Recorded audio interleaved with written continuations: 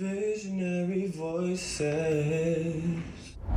Hi, hey, hello, how are you? Brought to you by KNCT, CTC Radio, and Nest FM 91.3, and the number one organization in the world, Net Impact. We are Visionary Voices.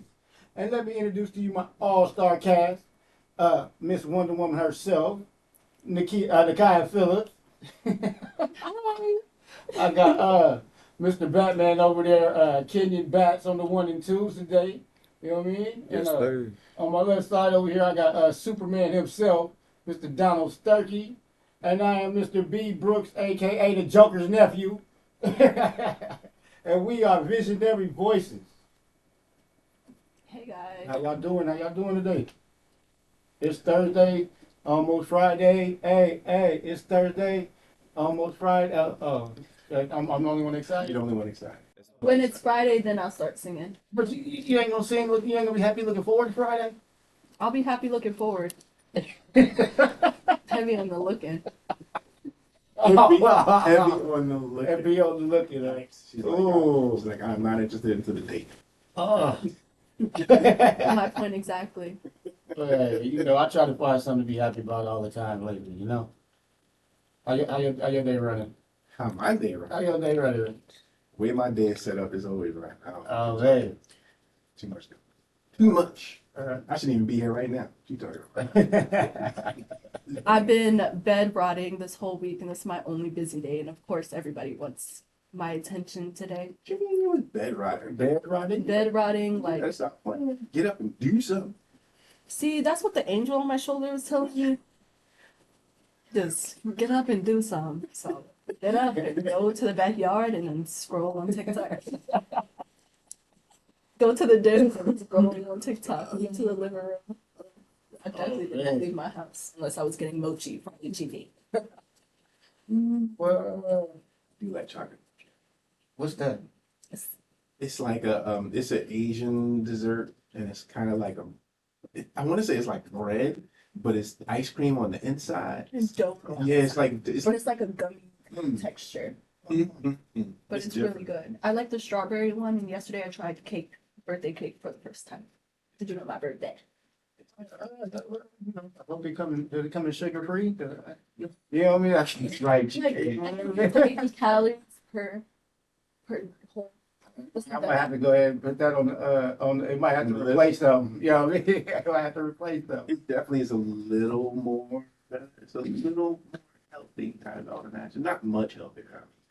Dough on the outside, but it's good. I ain't gonna hold it. Drizzlicious is also a good healthy snack for like fitness slash wellness people. I'm sorry. What did you just say? Drizzlicious. It's like rice cakes, but they come flavored. There's birthday cake, there's s'mores, but they're healthy. It's like a it kind of tastes like a cereal without the milk. I'm sorry. Hold on. Did I have it at Walmart? Somebody took the time to put flavors on rice cake. I thought the whole point of rice cakes was for it to be Healthy. rice cakes, just regular old rice. Hey. Drizzlicious. Delicious. It's so good, y'all. Miss Worldwide. For those who are not watching this and just listening, it is spelled exactly how it sounds. And it's Yes. just ridiculous. Drizzlicious.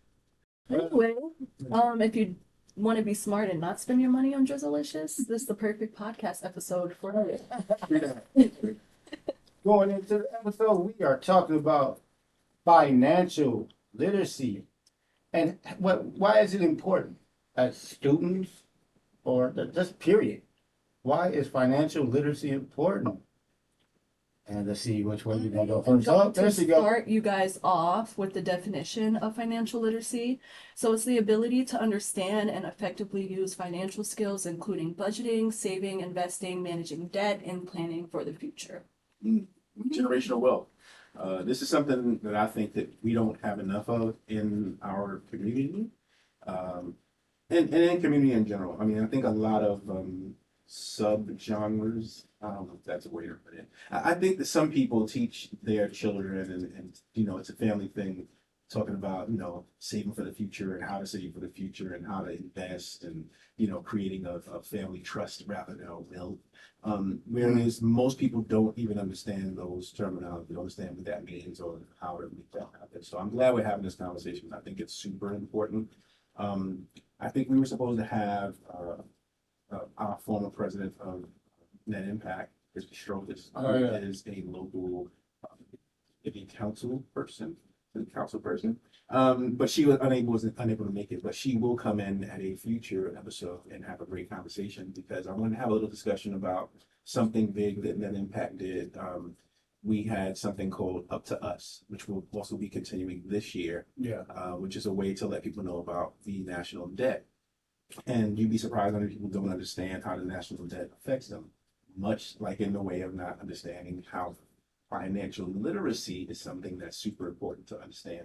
Now, just so everybody gets it, financial wellness and financial literacy, they go hand in hand, but they're two completely different things. I think your explanation of financial literacy was perfect. And just so people understand it, financial wellness it can mean a lot of different ways, a lot of different things. Mainly just you understanding that you need to have some money is more like financial wellness. Financial Yeah. literacy is knowing how to have that money.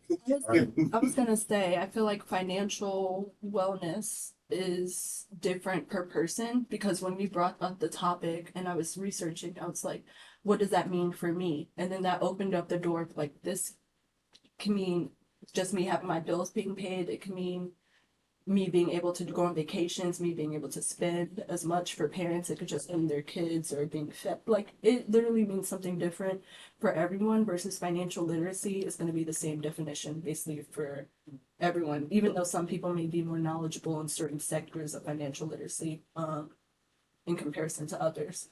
I still feel like it's a general idea rather than financial wellness. Depends on the person.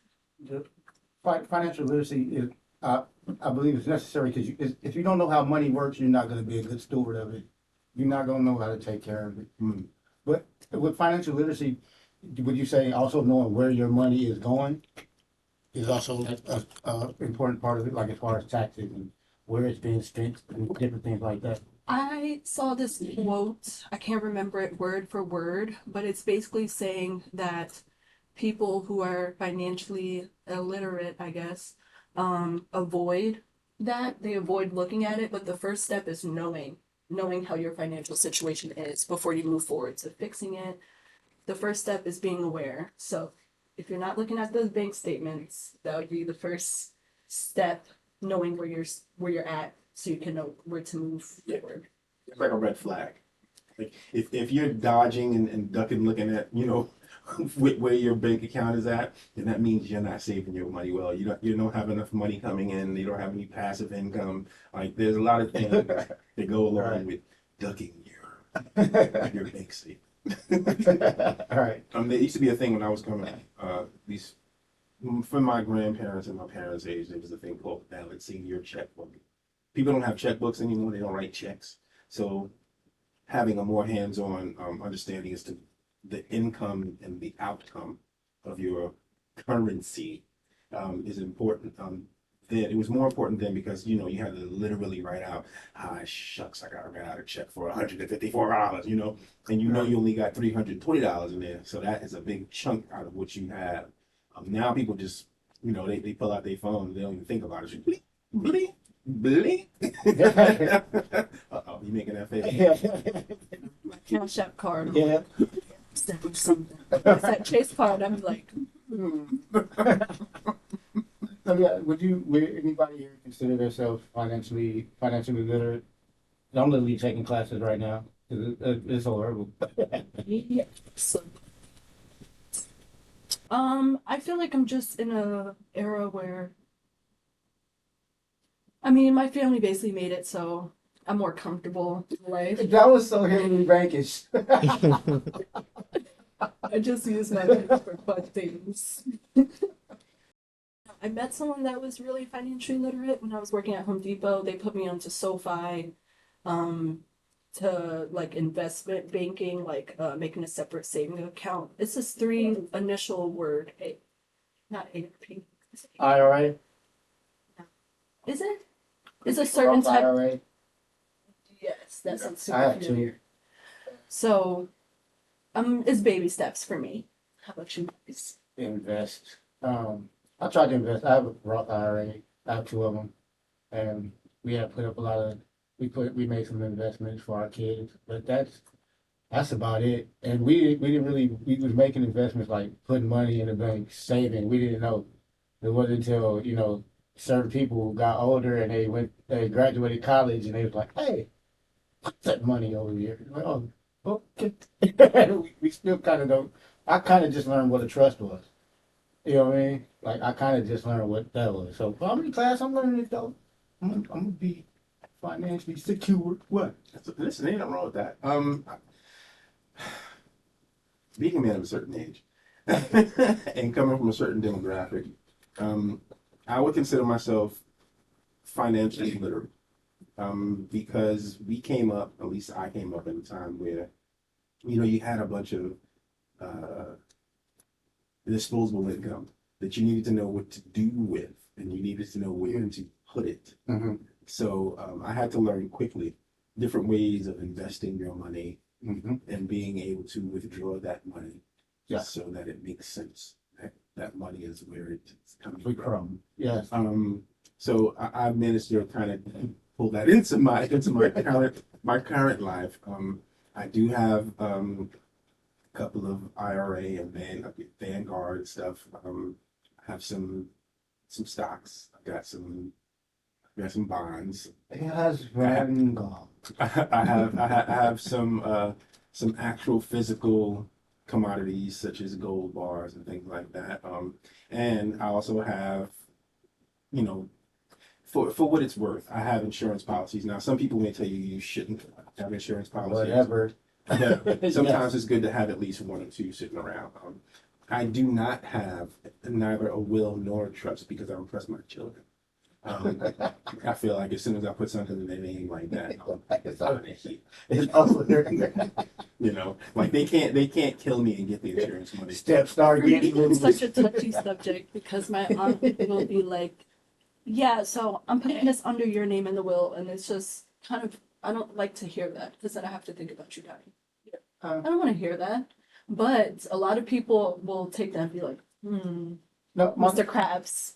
and that's funny because my daughter said the same thing. She's like, when I think about that, I don't want to think about you guys, like you guys dying. And I was like, That's all I care. That's all I'm thinking about. I do not, and I already know that I'm going to be successful enough to not have to pretend certain things that I may be in here. That's all, girl. I think it's important. I think it's no, I don't think. I know it's super important. I am all about making sure that people understand and educating people on where we need to be going. You can't help others unless you help yourself. Like you can't give somebody a leg up if you have no legs of your own. So I think it's super important that we understand, as human beings, that we need to create something for tomorrow. It can't just be that the top 5%, or the top 1% actually have something to give and put forward towards the future of their progeny.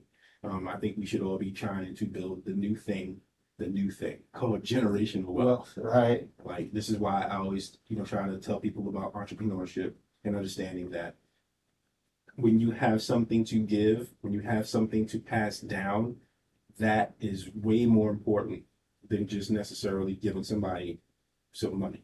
Because I can give you $2 million, Right. and if you don't know what it took to get it, or if you have no understanding as to how to keep it, you could blow that today. Yeah. Yes, people who win the lottery go broke Yes. again all the time because they're not. You go through life for a reason. You build these skills to build financial literacy as you gain money throughout life. Well, most people should. I don't know how most people should, but when you get a large sum of money like that, you don't learn the things that you need to keep that money and take care of it. So you blow it because you still are in the same mindset, even though tangibly your situation has changed. I wanted to mention how during Net Impact or microeconomics, we had both Net Impact people and economics people, but we had the president of the first Texas bank come in during our spring semester. And this fun fact that he mentioned, kind of wanted to bring it up here. So I used to have Chime. There's nothing wrong with it, but he was explaining that banks, they take your money, they move it around and all this stuff, right? So with banks like Chase, don't think we have a TD in Texas, but they do on the Chase, TD, Wells Fargo, they have that here. Texas Bank, all that stuff are more secure than things like Chime because there's no physical for Chime. I've spoken to people, but there's no like physical place. Like if they lose your money, your money's gone. And they put that in the initial thing when you sign up, but of course people don't read that. So I would definitely, if you're a college student opening a new bank, I would personally, I'd have a student account with Chase, but I would just stay away from things like Cash App or Chime for holding all of your money because it can be unsafe.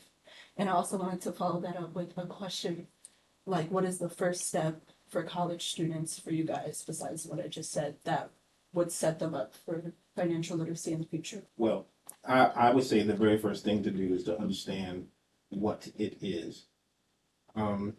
It's called cash flow for a reason. Right? It comes and it goes. It's a reason for it. You spend money, you bring money in. Like that's kind of how it is. It's called currency because it exists all around you as a current, as if you were in the middle of an ocean. Once again, it comes in waves, comes in and it goes out. So understanding that technically the money isn't yours. It's what you do with the money that matter. So you need to have an understanding and respect for monetary value. The first thing I would tell any student or any college person or anybody in general who's trying to save for the future is to actually save. So when you're making out your bills, right? As a student, you don't necessarily have a lot of bills. You might have your phone bill or something like that your parents might want you to pay. I would say pay yourself. All right. Like I always tell my kids, take some money, pay yourself $50. What are you worth? What are you worth for yourself? If you get paid every 2 weeks, you pay yourself $50 a week. So that's $100 every 2 weeks. You take that money and you put it somewhere. Put it in a bag, put it in stock, put it in, in a box somewhere, but you don't touch that. You understand that that money is for the future you. You got to tell yourself, this is for the future me. This is how much I see myself worth. Now, if you take a look at that 6 months from now, it's only $100 in there, then you got to second guess how you see yourself, what your own self-worth is. That's how I kind of drill it into, their head that, hey, this is how you should look at it. You should be putting money aside for yourself. You should be paying yourself. Just like you pay everybody else. I got to pay you for my cable. I got to pay you for my phone. I got to pay you for my lights. I got to pay yourself. There should be an amount that you're taking and you're putting aside and putting it for yourself. Now, once you have a certain amount, you can then say, well, how do I want to, quote unquote, diversify my funds? Do I want to just put it into an account? Now, if you put it into an account, you want to make sure you're doing one or two things. You're putting it into an account that actually, one, is federally insured from the FDIC, right?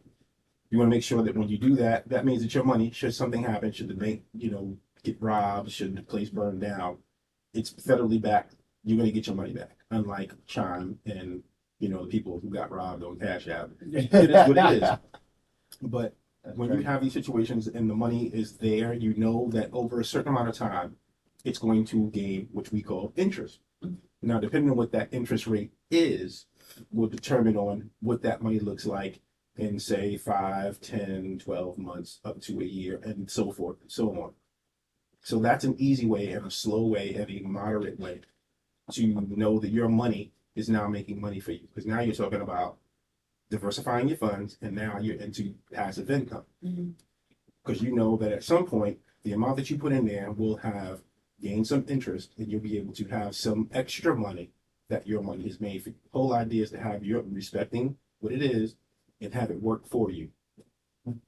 Another way to look at it, or another way to diversify your funds, is to look into different things. What do you like? You like makeup, right? There's a lot of makeup companies that go, quote unquote, public. And they take their brand and they start commodifying themselves on the stock exchange, which is a form of speculation, or some people may call it gambling, but it is what it is. But say Ulta, Ulta brand as a company, they are commodified and they have a stock on the stock exchange. If you like to use makeup, you should invest into something that you like because you know that there's going to be women out there who want to have makeup. Mhm. So their stock is going to rise. With that being said, because I work at Ulta, excuse me, when I worked at Home Depot, some jobs allow employees to invest in stock. So if you guys are working at a place, check with your employer and see if that is a good way. But that is beautifully said. So basically, what was I about to say?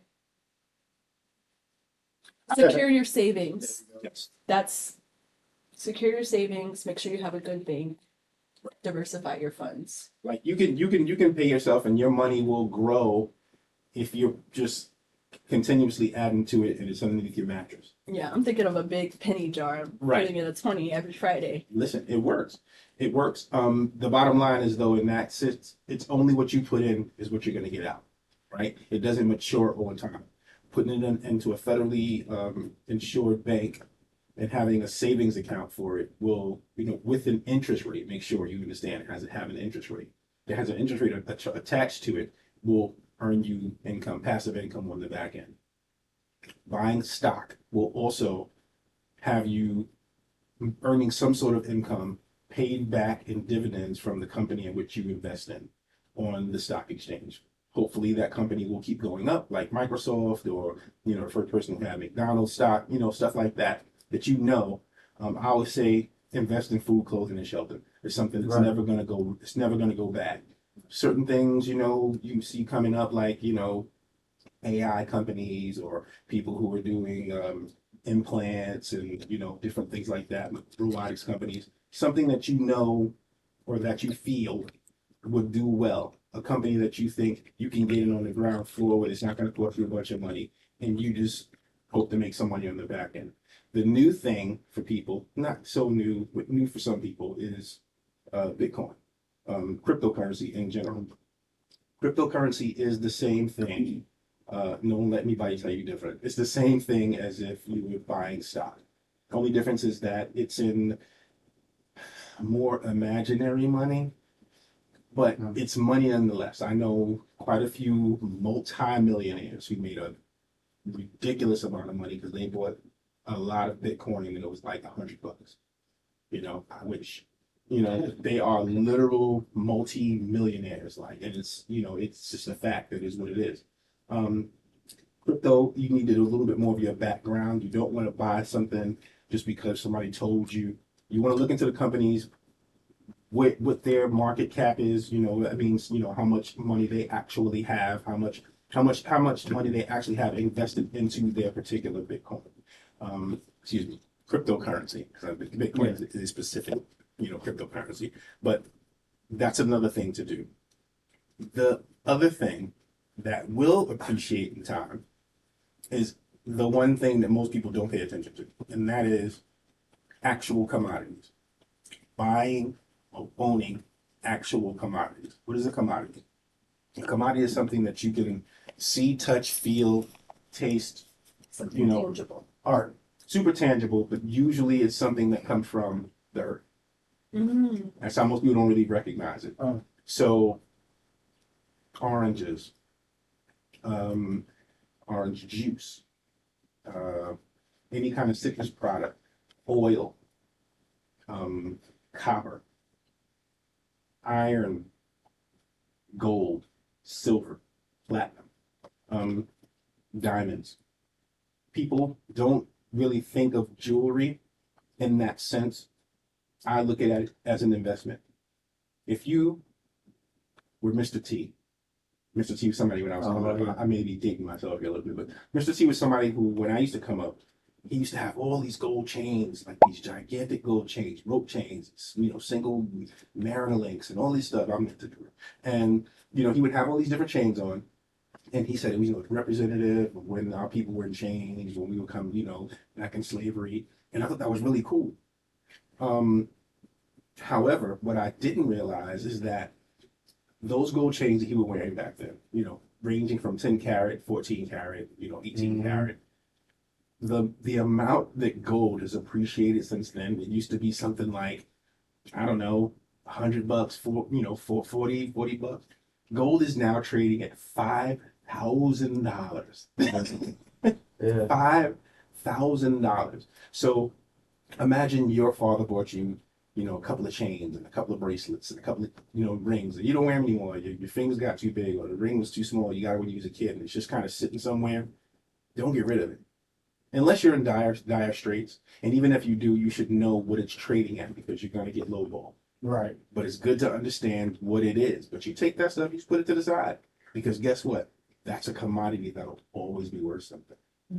If the dollar tanks tomorrow, Yeah. gold is still going to be worth something because it's a finite commodity, something that's not super readily available. It might be everywhere underneath the ground, but not in the form in which it's in your hand.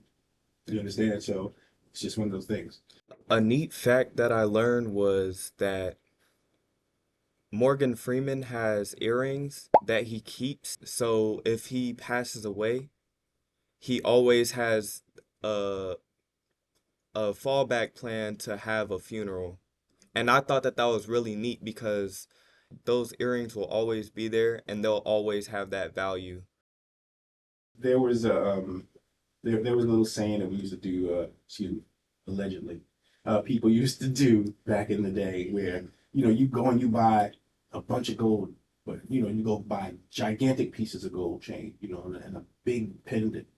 And it was like, if you ever fell short, you would able to have a quick comeback because you knew what you paid for this particular thing. And even if you had to take a short loss, you knew you'd be able to take it and, trade it in, get some money back and get back on your feet, which is, once again, it's a way to commodify and understand the true commodity in which you own.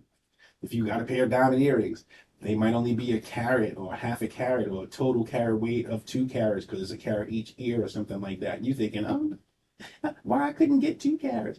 You think about it, that same diamond, if it's a real diamond and it's, regular, relatively flawless, not maybe not VVS, but like, G1 quality or something like that.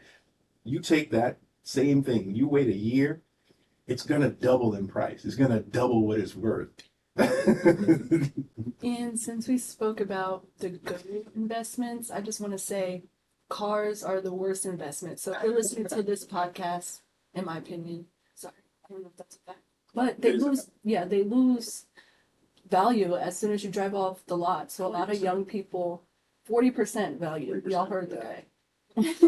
But a lot of people are probably listening to this. Yes, this is my excuse to get that Dodge. Certain commodities and putting money in places where it will passively create income for you is an investment. What is the opposite of an investment? A liability. Mm-hmm. Cars are liabilities. To a certain extent, your home is a liability. What makes your home an asset, a true asset, is if you own the land that your house is in. That's the key, So you want to make sure that you understand what truly is an investment. Like, my biggest liability, like I've gone through a lot of money in my life. Lived a long time, lived half a century. Gone through a lot of money in my life, and I've made a lot of money in my life. At the end of the day, to me, at this point in my life, it really doesn't matter. However, my biggest liability in life, actually 2 of them, sneakers and clothes. It just doesn't appreciate as much as you think it would. Like maybe a pair of Jordan 1s, if you keep them perfect and you keep them hermetically sealed so that the bottom don't turn super yellow and the glue go bad and come off of these shoes and the made in China, that's no disrespect to China, I'm just saying. It's Right. the nature of what it is. But maybe that might be worth a little bit more than what should, because people like myself would be willing to pay 3, 4, 5, 6 times worth, what it was originally worth because I'm a sneakerhead. But overall, the things that we think mean something don't mean anything. The things we should be paying attention to, we just don't pay attention to. Like people go and get jewelry, but they'll get cheap jewelry. And when I say cheap, I mean they'll go get moissanite instead of spending the money on the diamond. They'll go get 10 carat instead of actually just splurge a little bit more to get 14 or 18. certain things can be, once again, it can be seen as an asset. Certain things, they are just liabilities. Clothing, listen, I love a certain brand. I'm not going to talk about the brand unless they're going to give me another sponsorship. Yes, I said another sponsorship. But I do. I love it, and I've been wearing it my entire life. I've been wearing it since I was able to buy my own. I had it before I even knew how to buy my own. My mother used to get it for me because she liked the style. She liked the way that it looked. And I've just kind of kept it up over the years. But it it doesn't mean anything. Like it doesn't bring you anything back. Like I can't resell something that I've worn multiple times. Like if I get two of something and then I decide I'm gonna resell it because it's a hot commodity like a Polo Beach, the Snow Beach hoodie. Is it? Yeah, like those you can sell on, some of these StockX or one of these other places, and make a grip on it. It only costs you a couple $100 to get it, a few $100 to get it, and then you sell it for like $5,000. However, a true person who likes that particular brand, I'm not selling it. I like to wear it. It looks good. I look fresh when I put it on. You know what I mean? It says something to me about where I came up and how I came up and how I like the certain look. It was a thing. However, it means nothing. The fact that I own 122 pairs of sneakers, most of them Jordans, means zero. It means zero. Like it just means that I spent a grip of money on something that it's not going to do anything for me in the long run. Like I owned two Range Rovers and a Mercedes Benz. I don't have any of them at this I'm particular looking at moment. the camera because that's my dream cars, y'all. Range Rover for mom's car, Mercedes for if I get rich before I have kids. One's worth more than the other. But that means nothing in the long run. At the end of the day, because the moment that you drive it off the lot, like let's just say, I'm not saying that this is the case, but let's just say I bought one of my Range Rovers. Let's just say it was worth 152 grand, give or take. Let's say it was an autobiography. Let's just say, and the moment that you drive out, it's now worth 50 grand. Like, just think about that. Just for a second, just think about what that means. Can I sell it to somebody else who may want that particular one that I got because it's in a special color or I got something special on the seats? Yeah, but am I getting what I paid for it? No. If I hold on to it and I keep it looking the best that it could possibly look and I drive it around for 10 years, am I going to get anything even close to what I spent on it? No, absolutely not. Keeping up with the Joneses basically creates more liabilities. That's where we lose all the time. Mhm. Everybody want to compete for a bunch of garbage that don't even matter. Facts. Can't take it with you, none of that. Nope. Well, I mean, you could bury me in my car, but I mean, does it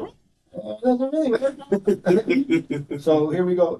Okay, so out of that, I got key 5 reasons why financial literacy is crucial. 1, empowers informed decision making, fosters financial stability and security, facilitates goal achievement. Hey, I keep telling y'all, when you lose that front tooth, you gotta learn how to talk again. Them F's and them S's don't hit the same. You hear that whistle? I heard that whistle. You hear that whistle? Minimizes financial risk and avoids costly mistakes and contributes to the overall well-being. Yeah. It's all true things. Listen, the first time that I ever bought into one of those compound stocks, like you put your money into it, and it's like they diversify your portfolio for you. They'll buy different stock. They have different stocks and different things. Like there's one from Bloomberg has one, BlackRock has one. Trying to think, one of the Worldwide Cap is one of the big ones. They've got one.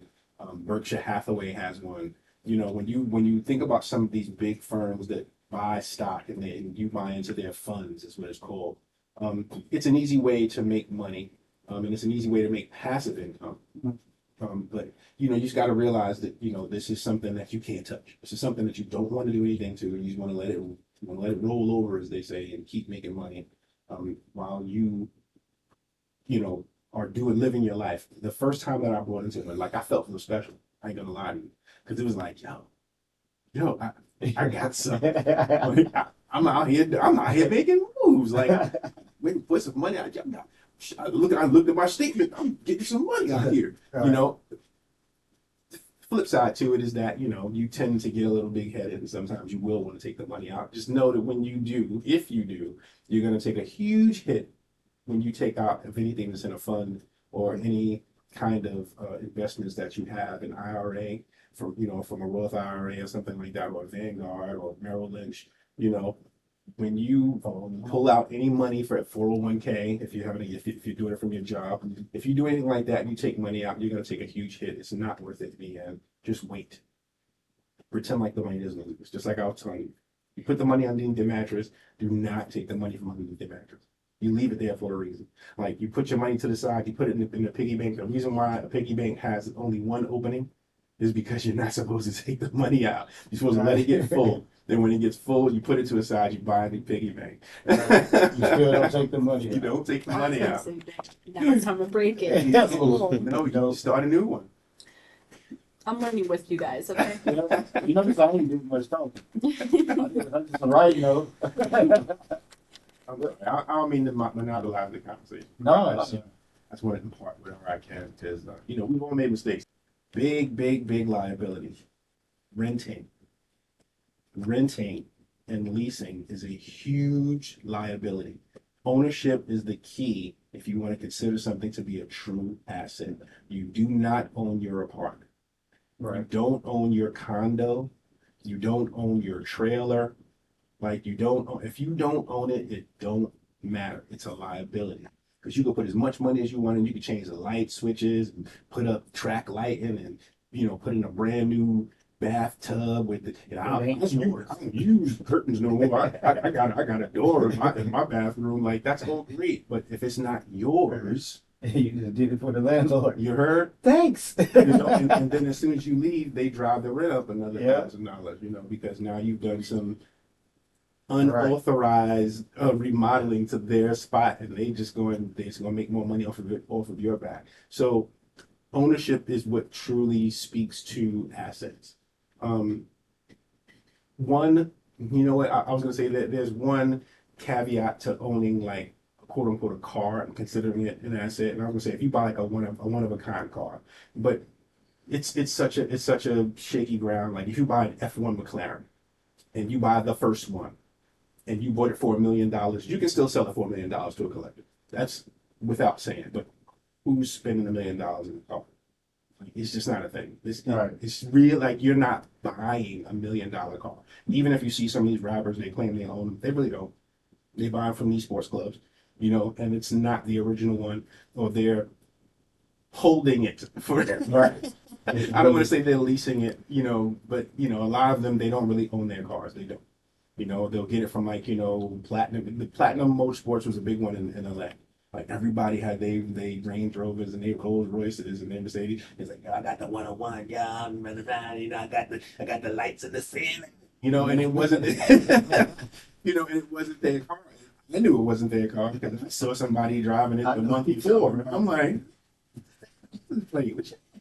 But, you know, so I say all that to say is that ownership is what would really determine, you know, if something is truly an asset. You do not, if you don't own your house, it's a liability. If you pay $1,000, I mean, I know it's a little bit, rent is a little bit different here and leasing is a little bit different here, and in Texas a little bit cheaper. But let's just say, if you spend $1,000 in rent, right, or in your lease, and you pay it for 10 months, that's how much? $10,000. You add 2 more months on for that year, it's $12,000. $12,000. Let's say you've been in that house for 10 years. How much money have you spent in that house that you don't own? Right. You understand? That's how you have to look at things. To give you some perspective, I was leasing a house in Cali for $4,700 Yeah, that's Cali. a month. Yeah. $4,700 a month. I stayed in that place for 4 years. Okay? That was just one place that I was in. And I lived in California for 25 plus years. So just so you can understand what I'm talking about, But you don't realize that because when you first get there, you're caught up in the lights and the hype, and I'm in LA and I got a dope house, and I got a dope car. But it's not an asset. It was not an asset. The only assets that I actually had was what I owned. And a lot of what I owned was not something that I was either willing to part with or something that wasn't necessarily that was going to, gain any real, substantial amount of interest over time. The key is to own to own where you live. So anything that you do to the property brings up the property value. The key is to own the land in which your home is on. Ultimately, that's where you would like to be. You'd like to be in that place where you own the land that your house is on. Everybody doesn't have that option in the beginning, but owning a home is a good way to start. I would say if you can own your home or get a home and buy it, and not maybe buy it outright. Everybody's not really afforded that option, but to pay it off in a short amount of time, the moment that you pay it off, you sell. You sell and you buy something nicer, or not maybe nicer, but you buy something where you actually own the land. So that way you have a little bit more security over what you consider yours. If you get a place where you own the land, first thing I tell you, put up a wall. Not a fence, a wall. A wall. Okay? It's important. We can talk about this. Anybody out there that want to ask me why, feel free to reach out. I am Donald Sturkey on all social platforms. Does anybody know how big an acre is? Isn't it like a certain amount of football fields? Mm-hmm. 3? I'm taking a wild guess. Y'all really don't know. Don't guess. Okay. Look it up. Just look it up really quick because I want people to understand something really quick. People who come from the city, like I come from the city, like we don't really understand what it is to have an acre. Just a simple acre. Right? And people don't say, oh, you live on only a quarter of an acre. Like they don't realize what that means. Mhm. People say, yo, I got an acre of land. They don't really get what that means. You know what I mean? And she mentioned a football field. So I want people to imagine sitting in a football guessed it. field at one end of the football field, right? A football field is 100 yards, right? 100 yards. How big is an acre? It says it's roughly 90% of the size of American football field without the end zone. Without the end zones. So imagine you're standing in the end zone and you're looking to the far end field goal. Yeah. That's all your land. Oh yeah, that's all you need. That's what you live on, right? Now, an acre of land in some place like here in Texas, or in a North Carolina, or in a Georgia, Places with space. an acre runs you about $1,000. I know. Sounds from the crowd. Yes, crickets. We're all like, What? wow. Where? Where? I mean, what? Here. That's a commodity. That's a great investment right there, because there's no new land being made. New No, land being being made. made, That was the right? next thing that I was gonna say.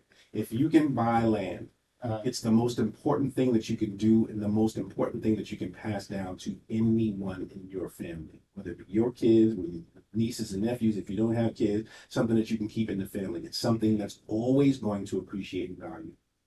And it's always going to be something that you can own. Somebody's always going to want to buy your land from you. And you have the option to parcel that out if you want to.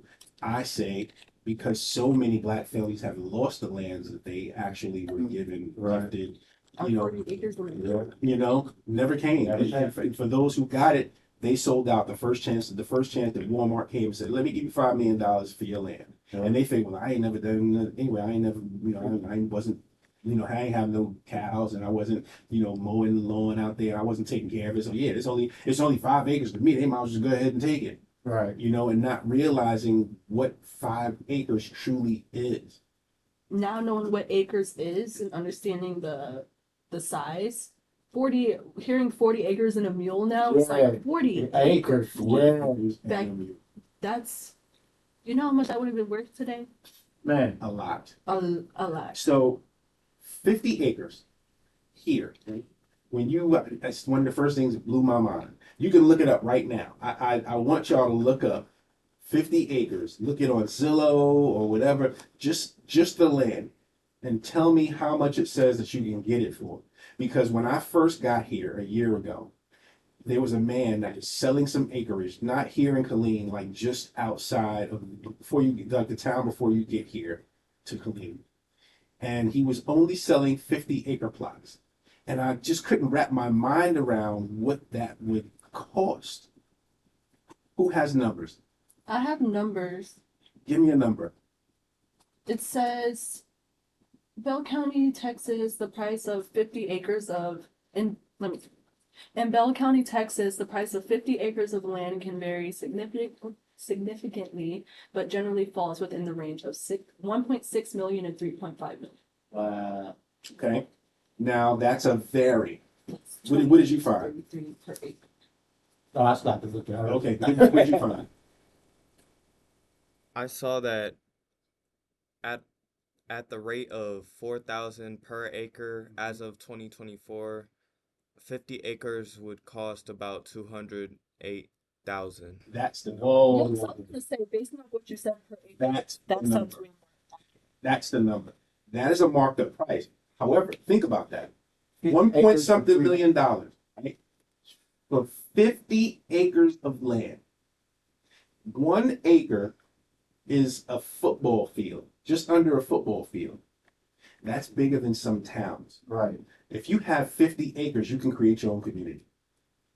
Think Right. about that. Let that sink in for Right. 2 seconds. We always talk about our neighborhood, our hood, my hood, my hood. We don't own the stores, we don't own the banks, we don't own the streets, we don't name none of the names that's there. We don't have the councilmen that's there. If you have 50 acres and you have a mindset to truly create generational wealth. Your friend said it Mhm. perfectly.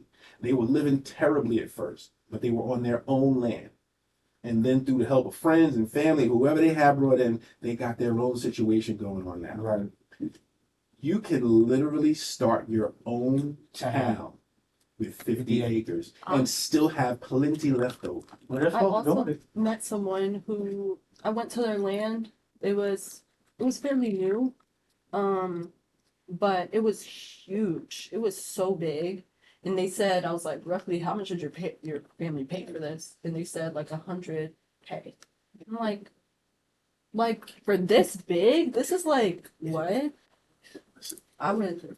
It's a really, people don't realize what it means. People are going out, they're buying 200, they're leasing cars for $200,000, right? They're buying homes that cost $200,000, $500,000 and don't own the land. Had they just taken that money and with the same 10%, 15% down, got 50 acres, like you're talking about a shift in the paradigm. You're talking about creating generational wealth on a level that we've never seen before. We haven't seen it, or we haven't seen it recently, since the days of Black Wall Street and things of that nature. Like we haven't seen it. And it's something that is super important. It's something that we need to understand. We're talking about financial literacy. That is one of the biggest financially literate things that you can do is to buy land. One of the best investments is buying land. And own it and have a plan for what you want to do with it. Like it may just be like, oh, you may be able to at the beginning, I need a place to live. I got 50 acres. I was able to put some money down for it, or I had my VA loan, and that I was able to get a big chunk, and I bought this land, and I know I'll be able to pay it off in 5 years or so. So I need a place to stay. Let me get a trailer. Get yourself a little double wide for like 25 grand. So you add that to the current, your current situation where you have this land where you have to pay a certain amount every month or whatever, like you got to pay off what it's worth.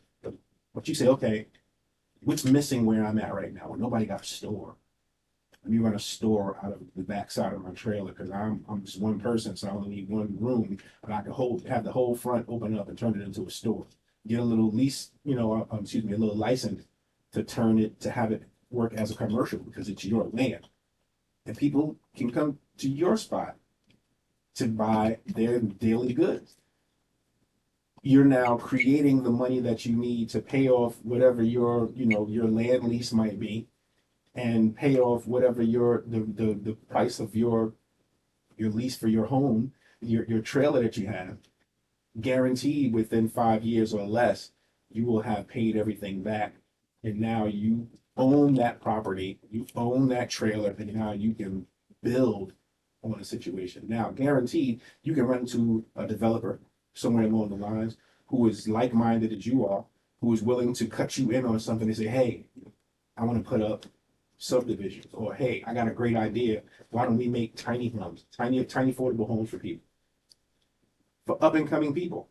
It doesn't necessarily have to be for like, anybody who's, just any situation, but you have a tiny home community. There's a few of them that they're building around.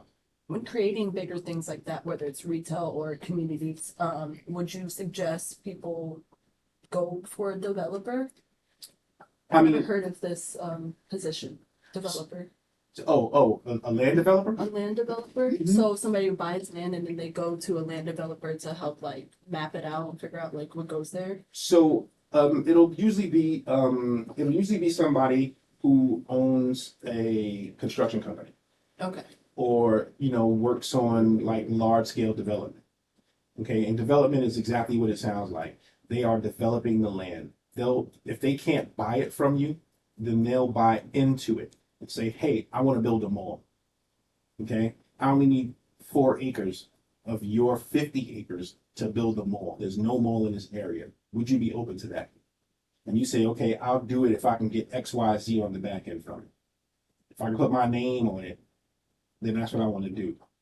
But I need you to also build the streets that lead up to the mall.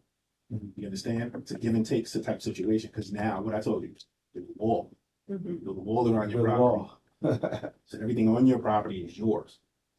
Now somebody comes up and they say, yo, there's no billboards anywhere near where you are, but it's next to a major street, and I heard you're building a mall. Would you let me come onto your property and put up some billboards? You say, what kind of billboards? How many billboards? XYZ billboards, I'll give you XYZ money for it. You say, okay, I'll do that as long as I can make XYZ off of every person that comes in and put something on that billboard. I want to get my piece off of that. And I can tell you where I want these billboards to be at. In return, I was gonna say ROI. in return, I need you to put up some lights. I want to have electric lights that run along that street and then down this other street, right? But we didn't build the road yet, so I'm gonna need you to put me into contact with somebody who does some cheap paving or some roadway, so I don't have to go to the city. Right. And I want to have these roads paved. So now you got somebody to put up a mall, you got somebody to put up lights, you got somebody to do some streets, you got street signs.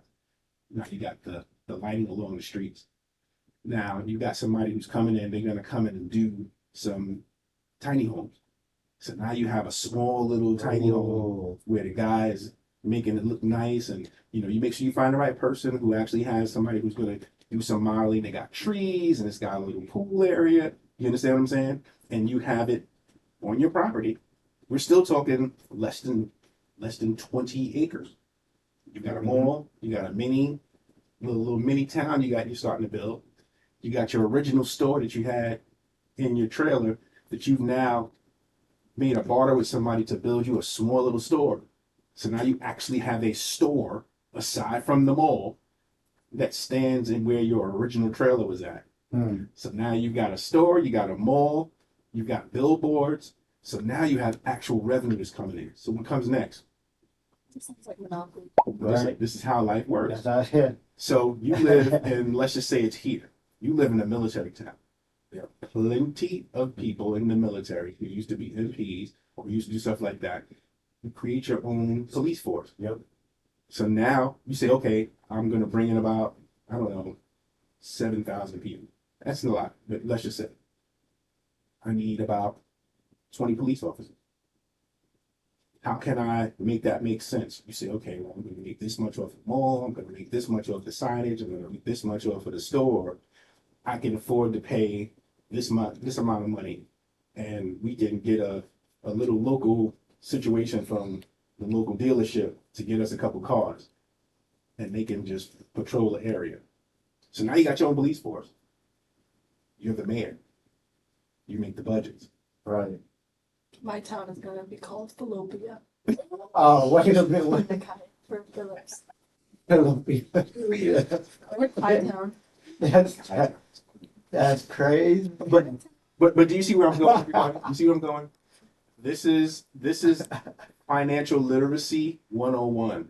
Understanding what money is, what commodities are, what actually having assets are, and how to get things to work for you. This is all from being able to take, say, a first-time buyer's loan or VA loan, and you were able to put your hands on 50 acres. That's You understand? You were able to put your hands on 50 acres, and you just turned it around. You made a town, and you still got. I'm gonna call the Texas Land Commission. You I'm calling understand? them tomorrow. And I showed them 90%. Yeah. Listen, you still got Hey. you've only used 20% of your acres. You used 20 acres of which of your 50. You still got an extra 30. Oh, we won't You lie. understand what I'm saying? Like this, and this is a small town, a walled in town. So it's your own community. So no one from the outside can come into your town unless you live there. Boom. And we're not talking Build a about wall. letters. Can, Build can a I come wall.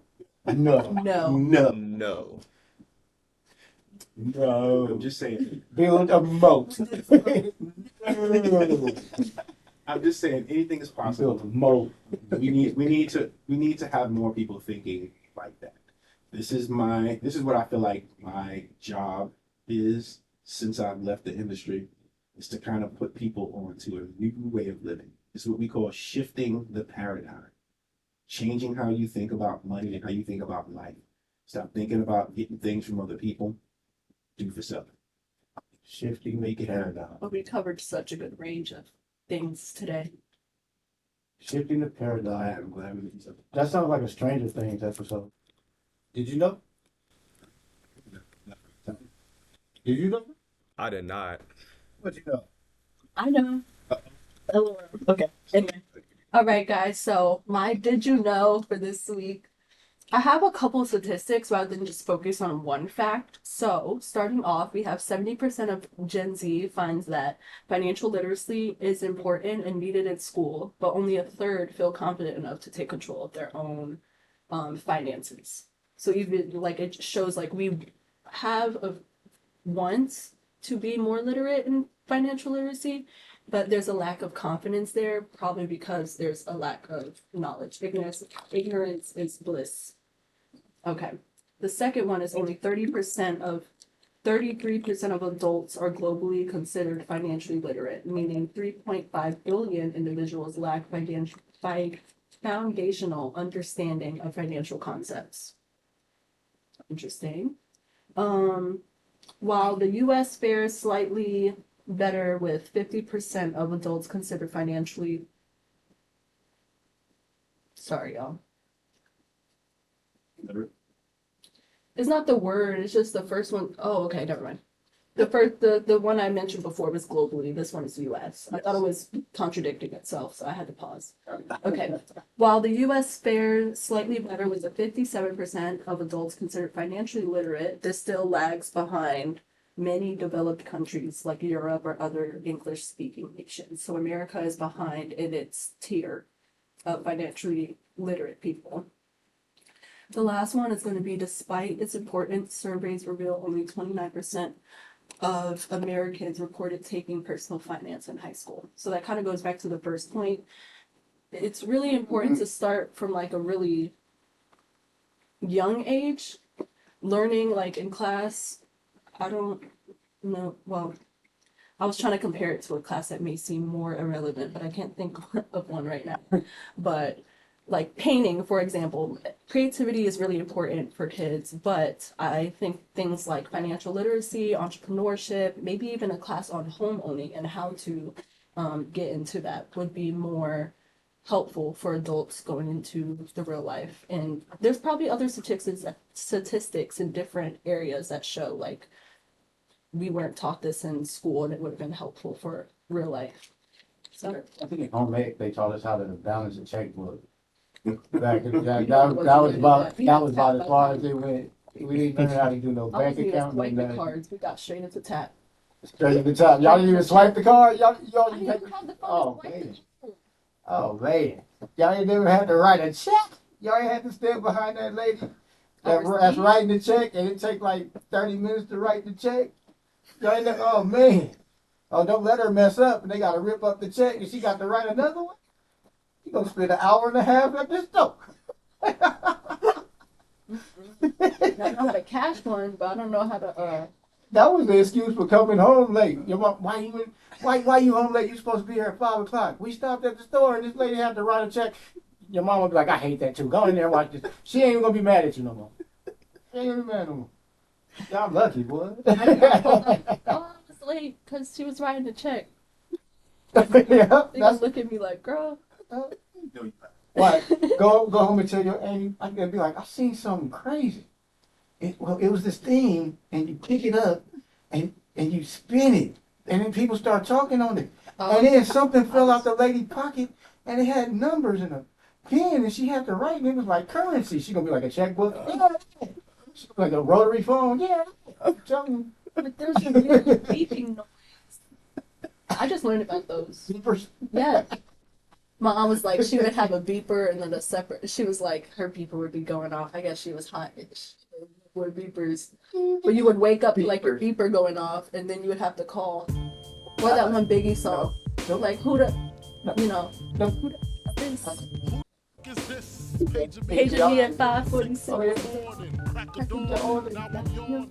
I remember when we first went from Beavers to Page. Yeah. What's different? Don't you was rocking. Yeah, so it started off as people would, send, it'd be like the first four, and then be like 911 and let you know who it is. And it's important to call me back, because you don't want to necessarily give all the information. And then we got the SkyTel, it was like the flip. And it was like the first two ways that came out. So it was like the first time you had a QWERTY keyboard. Okay. And people would go back and forth. And yeah, you was kind of the man back in the day that you had one. I mean, of course, it was also this big, Right. and it was like that thick. It was like having a little sandwich. And like, hold on a second, hold on, somebody's on my phone. And then we started getting sexy with it, and we had had different ringtones. Like that's when things really started to pick up. Remember you like put the call back on there when people call? Yeah, That's yeah. your own little message. Yeah, you had that game back then though. You didn't have no game, don't do it. Yeah, I'm not able to come to the phone right now. Leave it, baby. Voice get deep. I heard one on Yeah. I we used heard to play one on music. TikTok. It was like this girl, she was playing It's Me and You now. And she was like, can't reach you right now. Yes.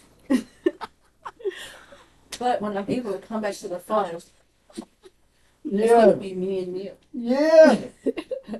Definitely. You don't even know how real that is. Yeah, that game. Depending on the song that you picked, it really says something about who you were as a person. And that is hilarious. I love to do that. Yeah. They got like an R&B voice playing some Calling on You in the background, John B. I'm calling.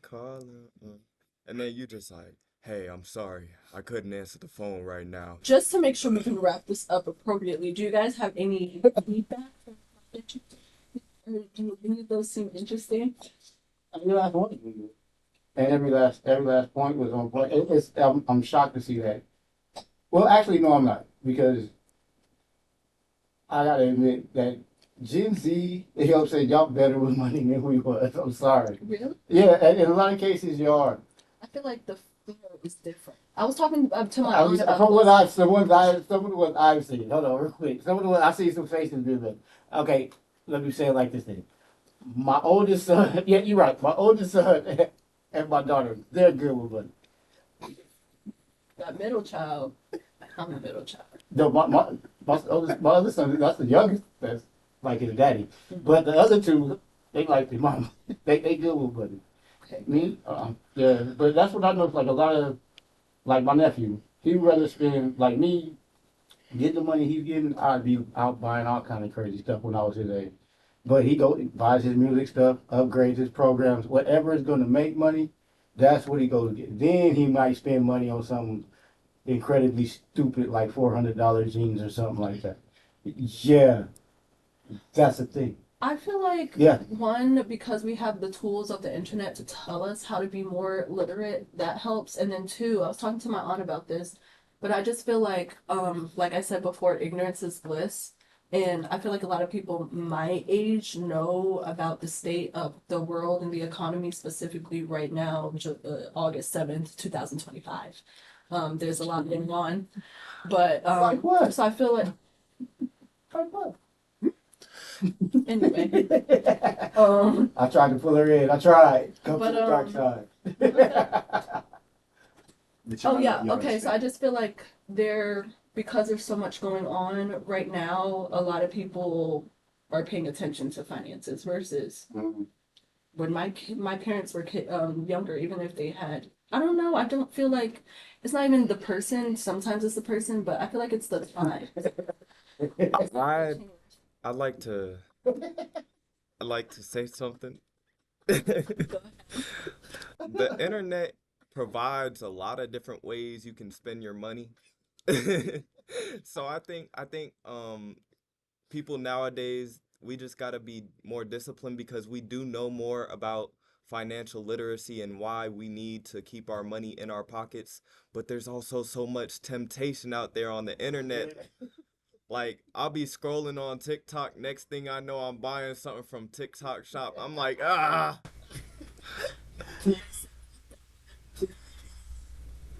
Specific channels that target kids to buy because they know kids would just press that. So But they target people who don't know better. They specifically target those people by the way that they set it up.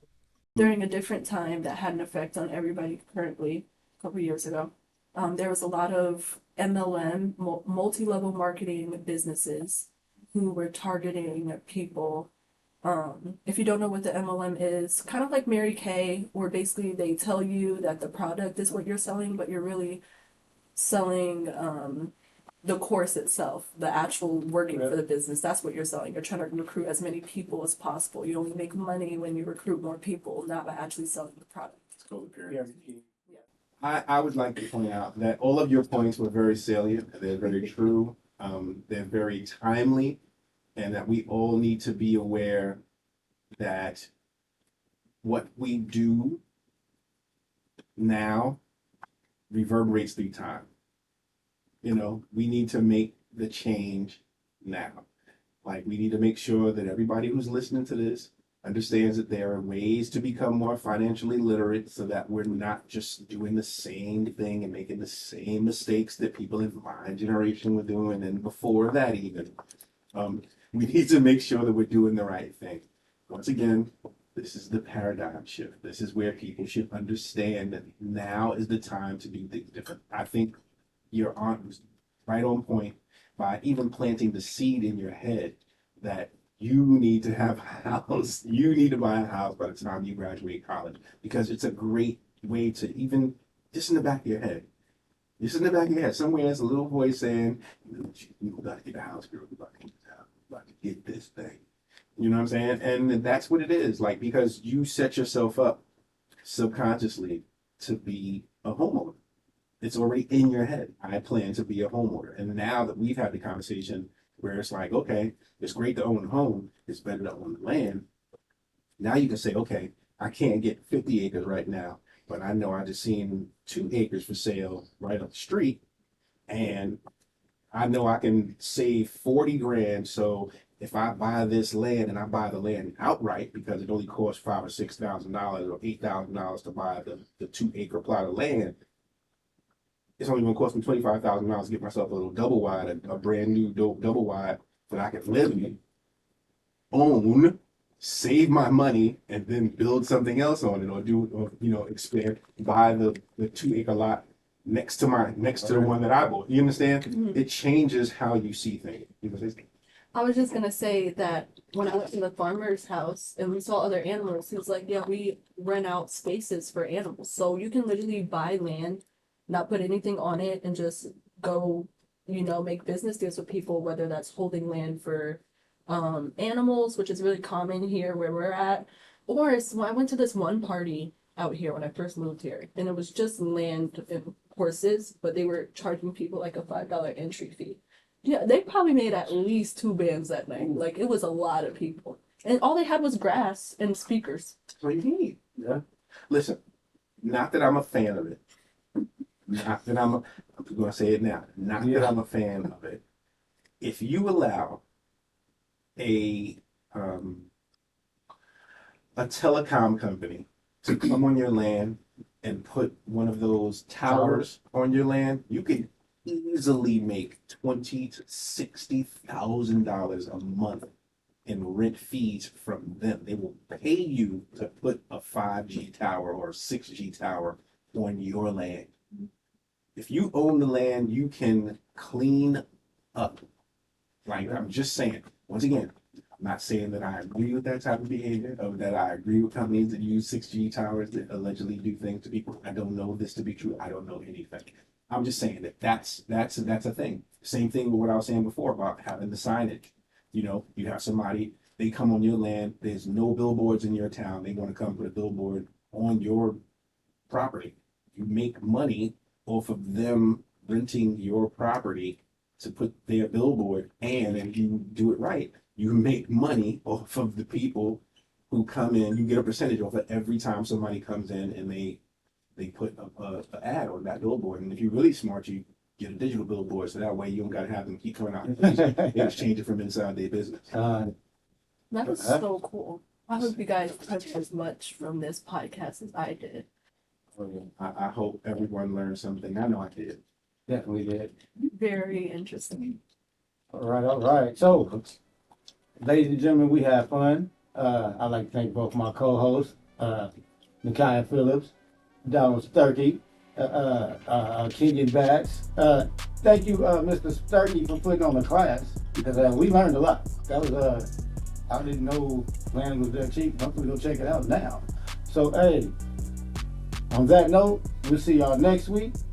All right, y'all be good. Drink water. It's hot outside. Take care of you. Clark out.